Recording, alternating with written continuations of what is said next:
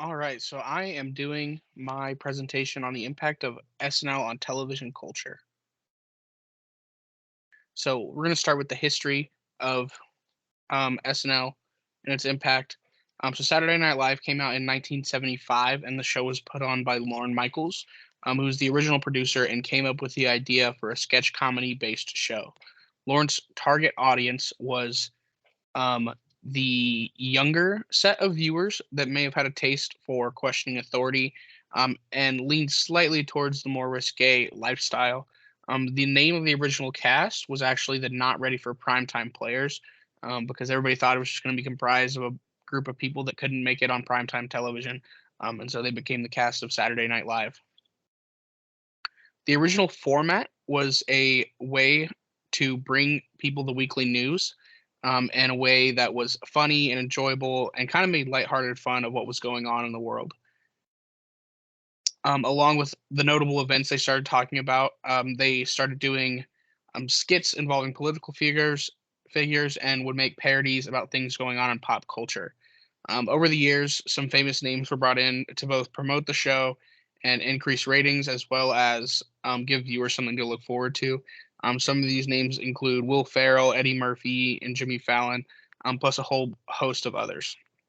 The show has also featured some prominent figures um, that were made fun of on the show, typically political figures, notably Donald Trump, George W. Bush, Nancy Pelosi, Sarah Palin, people like that. So on to television impact. SNL really popularized the fast-paced comedy on live television. Nobody was really doing that at the time, especially doing a full live show for sketch comedy. It was so popular, in fact, that NBC picked up a British version of the show that ran for a little while. And SNL really set the pace when it came to sketch comedy. They were one of the first to put on this style in a fully live format. Um, and SNL's sketches and live performances really set the stage for many of the comedy TV shows of the future. So much so that several SNL skits were actually adapted to the big screen for movies, notably The Blues Brothers in 1980, Wayne's World in 1992, and Matt Gruber in 2010. Cultural impact. So several people um, that started on SNL have gone on to become household names, including Steve Martin, Andy Samberg, Ben Stiller, Adam Sandler, and even Tina Fey.